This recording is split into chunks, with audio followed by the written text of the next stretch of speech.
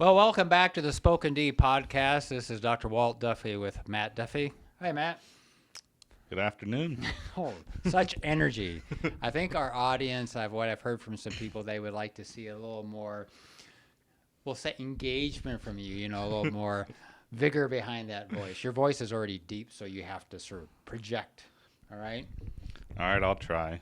He tends to be a little monotone, folks, so that's just what you get, So I was talking with some people this week, and I thought what we might talk a little about is injectable medicines that we use in psychiatry, why we might look at those for folks, and why they might be useful, and when you might use those types of meds.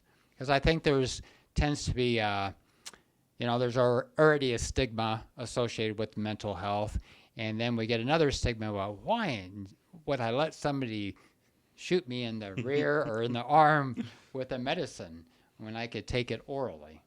Yeah, the interesting thing I find about injections is, as a culture, as a as a Western culture, United States culture, we're going more and more to convenience and what's the least amount of effort I have to put into things and how do I make it easy. And we offer something that you only have to do once a month or once every quarter or however frequent, but it's looked at as, oh, I'd rather be responsible for taking this pill every time at the same day, and it's opposite of what we think of most things, right? Oh, how do I do telehealth so I don't have to make the trip? How do I do this to lessen the burden? But the injection is not seen as a convenience or a way to make your treatment easier. It's a concern of something else. I think it's in the area that you're looking of treatment. Like if you're in cosmetics, getting your lips injected or your face injected, people go, oh, that's no big deal. But in mental health, I think oral medicines have been used for so long that when you look at injectables, people go, well, those aren't used very often. I've never even heard of those before I came to your office. So that must mean I'm really bad to have to receive an injectable. And plus, what do you mean more accountable, more difficult? I mean, a pill, you just have to take the pills. They're right there in front of you. So what's so difficult about that? Well, I mean, you'd like to think that, but how many people want to take vitamins, right? You go to the store, you buy your multivitamin, and I'm going to take this every day, so if I don't eat my veggies, it doesn't matter. And you get 2 months in, and you shake the bottle, and, oh, I've only taken maybe 10 of these in the last 2 months. It's unless you're going to really build the habit into your day, it's not necessarily top of mind if you have, your 3-year-old running around, you're trying to get all the kids to bed, you got maybe new puppies pooping in your house. Right. You have all these variables that come into your life that maybe create instances of priority change over what you may think. Right. So, yeah, I am a big proponent of the injectable medicines. Really, in mental health right now, the main places where they have been used are in some of the mood disorders, such as bipolar disorder, also in schizophrenia, schizoaffective disorder, those types. And why, we talk about adherence and people staying on medicines. It's really interesting if you start looking at pharmacy data and how often people fill their meds. And this is just in general. If we prescribe a medicine for like depression or bipolar disorder, schizophrenia, you would think everybody would fill that script, right? I mean, they've told you in the office, I will fill that script, but there's a significant number that don't even fill that first script, and then the ones that will actually get to the second and third script, you're getting down sometimes to close to 50% of folks. And then you talk about adherence. You pick up the medicine, and you just talked about how difficult it is to remember even, an antibiotic twice a day for 10 days. How difficult can that be? Mm-hmm. Well, I just had to do that after some dental procedure, and it was really easy. I mean, Duffy, you take this twice a day for 10 days. I said, I think I could do that. And I was really diligent, and I ended up missing a night, Mm-hmm. I was tired, and I just forgot about it. So even with the best of intentions. And then I go, if I had to do this every single day of my life or for a long time, Mm-hmm. I'm just going to tell you up front, I am going to be missing some of those. Mm-hmm. And then we have people with some of the disorders we treat, such as bipolar disorder, schizophrenia. They tend to be on many meds, and it's not just psych meds, but they're also on physical meds like blood pressure medicines, things for their their lipids. They might be on various other things. So then you're just saying try to be on various meds. So even in the pharmacy, we will look at things like bubble packing your meds, so you only have to push out the the little plastic bubble for all the morning meds. But it's just time and time again, it's interesting that patients come back, and when they're not doing as well, it's either they've missed their appointment, they've forgotten to take in some of their meds. Sometimes it's really interesting. Patients will tell you, I just couldn't remember if I actually took my dose that night or not. So I didn't want to overdose. Mm-hmm. I didn't want to take too much, so I just didn't take it. And then once you don't take it that one time, it's so easy. It's just sort of like any other habit you have, exercise Mm-hmm. or anything else. Once you don't do it once, then you just stop doing it. And the other thing that happens if you have something like bipolar disorder, and folks, bipolar disorder is sometimes you just feel normal, sometimes you feel like crap and depressed, but sometimes you feel like super good, lots of energy, and your mind during those times when you're feeling super good, I really don't need to take meds. Mm-hmm. That's what your brain's sort of telling you. I'm fine. So you stop taking them, and then what happens is, with one of the sayings we say in bipolar disorder, the higher you go, the farther you fall. And so then you're back in, and we're starting all back over again. Mm-hmm. So when you get a injectable medicine that can last for 3 or 4 weeks, one for folks to know is you get a medicine that has a consistent level throughout the month, and sometimes you don't have to have as high of a blood level, or sometimes some side effects are more associated with how high that blood level goes. Mm-hmm. The injectables, you're just trying to hit that therapeutic window and sort of keep it in there. And you receive the medicine. I know you receive the medicine. I can make better treatment decisions of what medicines you might need to add to that or not add to that. So you're much better off in a lot of ways by taking that. So jumping back to one thing you mentioned, which was, especially if you're new to treatment, the amount of people who fill their first script versus their second script versus their third script drastically decreases each time, right? Yes. And so I start going, okay, why? Mm-hmm. And part of it, I'm sure, is, well, I feel better. Maybe I don't need to keep going.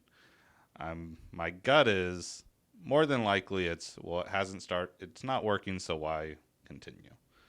So from a scientific standpoint, I guess, realistically, if a med is going to have a benefit for a patient, how long are they really having to be compliant with taking it daily before they'll see potentially a benefit? Because from what I know, it's not the next day. It's not like a antibiotic that you'll feel better in a day or two.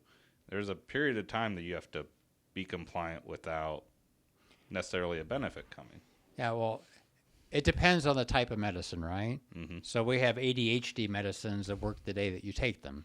So we have certain of those. So that's why we have, we have certain of the benzodiazepines where people, if they don't feel that right away, they take more of them, and that's where people get into trouble. But most of the mood stabilizers, can take a week to 2 weeks to longer just to build up in your system on a given dose. So it can easily take somewhere to 2 to 4 weeks to even start to notice a significant. You might get some help with your sleep if there's a side effect profile to the medicine that helps with sleep. But for your mood to really change, it can take a while. And then we're also dealing with, if you have something like bipolar disorder, your mood might switch during that time. So it's nothing to do with the medicine, but your mood has switched on you. And other people might be noticing that you're having some benefit, but you might not notice anything yet because you really don't, it hasn't made a functional impact for you. Though other people are seeing that. So we often, that's the other thing, the insight into being able to know what change has occurred, if any change has occurred, and that's why there's various symptoms to go through. And it tends to be, it's just part of our society. I want that quick fix, right? And or maybe a concern of, well, it's not working, so why keep taking some, right?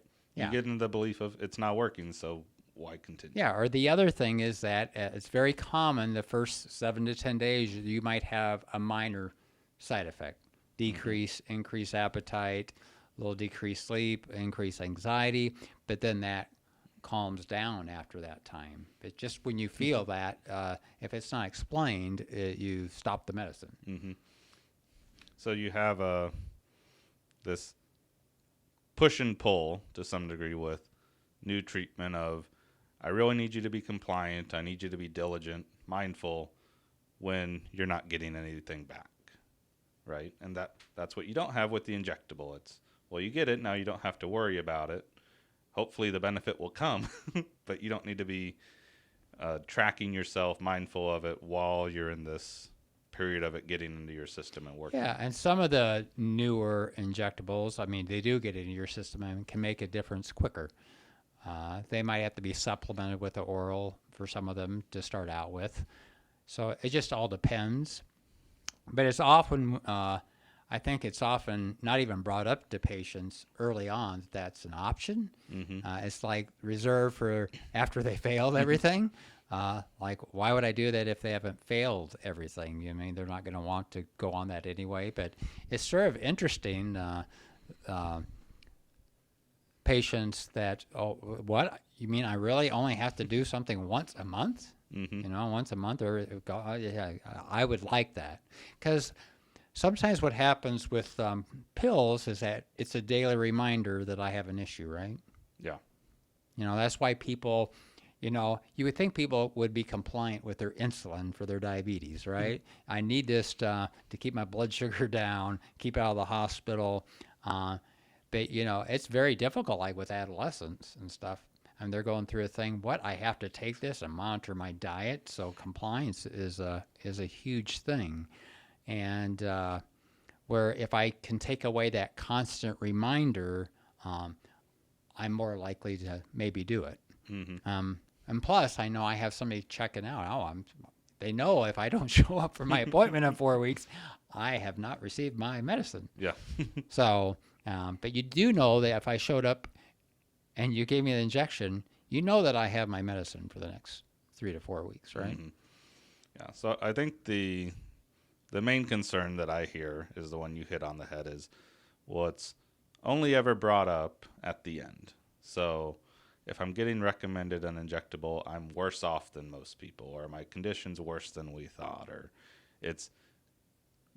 there's a negative associated to it other than it could help. It's, well, you're you're really bad, or there's something more to it than just it's another medication. Yeah, and it's also that the original injectables did come with more side effects to them, and some of them you had to take more often. Interestingly, some of the injectables now have moved out to every 8 to 12 weeks to even longer, though most are still at around every 3 to 4 week interval. And that gets into philosophy of how often also it's best to see the patients when they need to be on those. But it has really nothing to do. We've talked about this in past podcasts, but some of the thinking is that every episode you go through, whether it's depression, whether it's hypomania, mania, where your mood's too high, whether that's too happy or too irritable, paranoia, psychosis, every time you have a new episode, you've damaged your brain some more. So you have what we call neurodegeneration going on. And we've also talked about, treatment resistance. Things get harder to treat the more times that we've had med failures and the more episodes that somebody's have had of a certain disorder. So we can help keep your brain healthier if we can treat you and keep you on medicines. One thing I tell patients about is I said, you just don't understand, sometimes that when you go off that medicine, it might not work the second time. Mm-hmm. If it does work, it might need to be at a higher dose, which is higher risk for side effects, right? Or I might have to add something else to it. So I'm trying to keep you on as few meds as possible, not having to go on to other meds, because, the brain's a very smart thing. That's why we have a lot of antibiotic resistance around the world. If you don't take things, we have to go try again and again. It becomes more difficult to treat. Mm-hmm. The other thing I'm not well versed on, but I'm curious with the injectables is it's a different delivery method, right? We're injecting it versus you swallowing and digesting. And generally, from what I know, that means different side effect profiles. And sometimes the side effects from injections are less so than things that need to go through your digestion. So do injectables come with less risk of side effects or certain side effects? Or Well, you do have the risk of a painful injection, right? Mm-hmm. Sometimes you can have a little bump where the injection was because of the medicine. So there's some of that you don't get with the orals. The biggest thing, you still have the side effect profile, because if it still has to clear through your liver or whatever, that still happens. But usually, as we've talked about, when you take an oral medicine, every time you take it, you get a peak blood level, and then it starts coming down until you take it again, and then you go up and down. Where with the injectables, so that peak is usually quite a bit higher than maybe the threshold you need for actual treatment, because you have to keep it above that, right? So you have to go high, so as it's coming down, you're still staying above that therapeutic level. So with the injection, the goal is, and sometimes it takes a few injections to really build up to this, is that you don't have to go over that threshold as much. So we're hoping that there's less risk for side effects, and also it then can stay right above or right at that therapeutic level at a steady state for longer, rather than having this seesaw effect that you are going to have when you take oral medicines. So instead of maybe a daily, I feel great 2 hours after taking my med and really not great starting 2 hours before I'm supposed to take it, if I take it at the same time every day, you're more getting 30 days of consistency with maybe that last day before you get your next injection. Yeah. So I think what's very common, what I can just tell you what, there's a literature of where the medicine has been FDA approved for every 4 weeks or every 8 weeks, 12 weeks, some of them every 2 weeks, whatever. But 4 weeks is pretty common. And what I will tell you from my own experience, when patients do well on the injectables, what they will tell me is, Dr. Duffy, hey, that thing is working. My mood is just good, or my thoughts are well controlled, and they are well controlled all the way between injections. Or I can tell you 2 days before, I can tell when that sucker's wearing off. Mm-hmm. And I want that, and I want it again because I know what it's doing for me. And then we've had some that is supposed to be every 4 weeks. At 3 weeks, it starts wearing off. So it depends. Some insurance will let you give it again after 3 weeks, but then there's also different dosage strengths that you can give of these. So that might be telling me that I need to up the dosage strength for the next injection. Mm-hmm. But patients become very aware when it's working and when it's not. And then if they choose not to come in for an injection and it's really been working, often they'll come back and say, I can tell with that thing how well I did on that. Mm-hmm. I want back on that.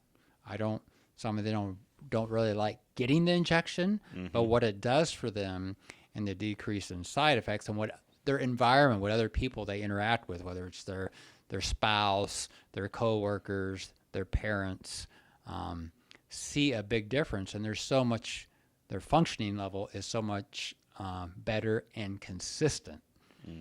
So they're not having this up and down in their functioning level.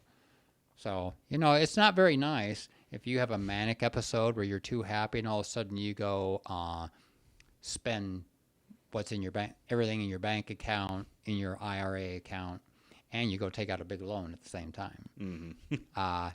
When you come down, you go, oh, that I don't like that. Yeah. So we've outlined a lot of benefits of the injectable compared to orals. So why doesn't every patient hear about it as maybe a first line or first treatment option? It's generally after a few meds that they hear about the injectable, right? I think it's out of sight, out of mind sometimes in a provider office. In our office, we have an injection clinic, so we can give it right there. Not a lot of offices have that.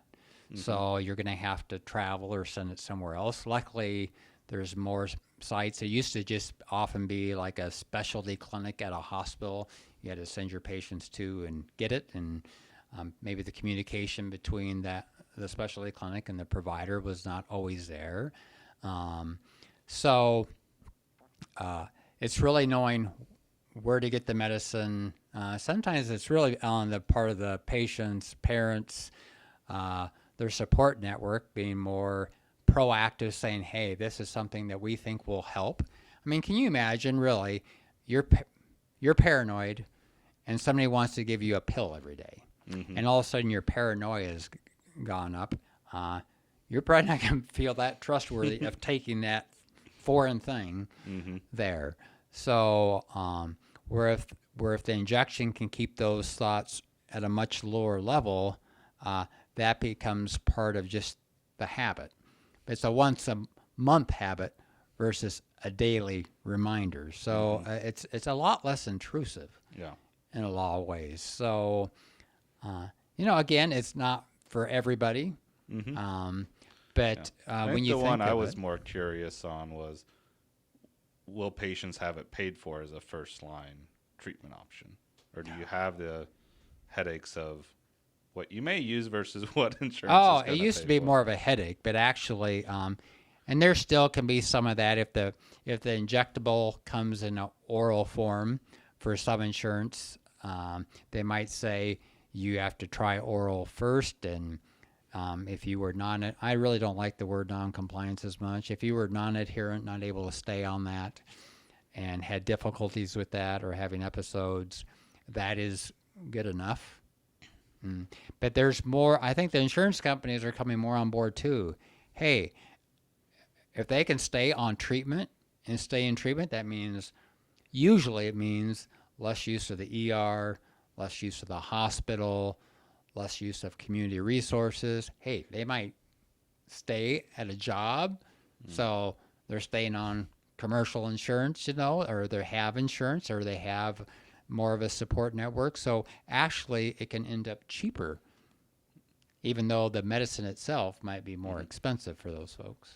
So that's possibly why some patients are starting to hear about it earlier in treatment, as it's now more accessible than it was, at least from a coverage standpoint. Yeah, and I think, and folks, we're not being sponsored by any of the pharmaceutical companies to do this or anything. So, but I also think there's been more education just by some of the pharmaceutical companies and the reps that come into people's offices, and better support being able to get those. We have patients that we see, I'm sure everybody does, from multiple hours away. There's no way they're going to be able to get into our clinic to get the injectable, so they're usually well aware of what other pharmacies around are doing those. So there's a lot of options in that area, and I think there's more and more literature coming out of, hey, these are a very good treatment option. Not the only treatment option, but they're a very good treatment option for a lot of folks. So I'm And I don't always recommend it as first line. There's just various reasons that go into your thing. But if you think there's going to be issues with potential adherence, being able to stay on meds, I mean, it's pretty easy. Most people have been on various meds, whether it's our mental health meds or antibiotics or things in the past. And well, how well did you do with staying on those? Not very well. How good are you keeping your job? Have you been able to keep employment? Well, my life sort of goes up and down on me. Mm-hmm. So then how are you going to expect yourself to take this med every single day? That's sort of something to think about. Mm-hmm. If the rest of your life is more or less likely, you can have the best of intentions. And it's really not about, so that's why I say it's not so much about compliance, but just your brain, remember, we've talked about this too before. I've talked about sometimes when our patients people get depressed, their brain process just slows down and just gets muddy. Can you imagine when you're like manic and you're racing from thought to thought, you have idea after idea, and somewhere within all that, you're supposed to remember you're supposed to take that pill. It's just very difficult. Mm-hmm. So I think it's a nice treatment option for folks to consider. So that's what I would throw out there, that it should be part of the things you talk about with your providers, if it might be something. Now, we have some other disorders we have that don't have that option. Mm-hmm. So it's not there yet, but it is it's nice that these other options are becoming more and more available to folks. Yeah. So that's all I have for today. Do you have anything else? I think we sufficiently covered that topic. Okay.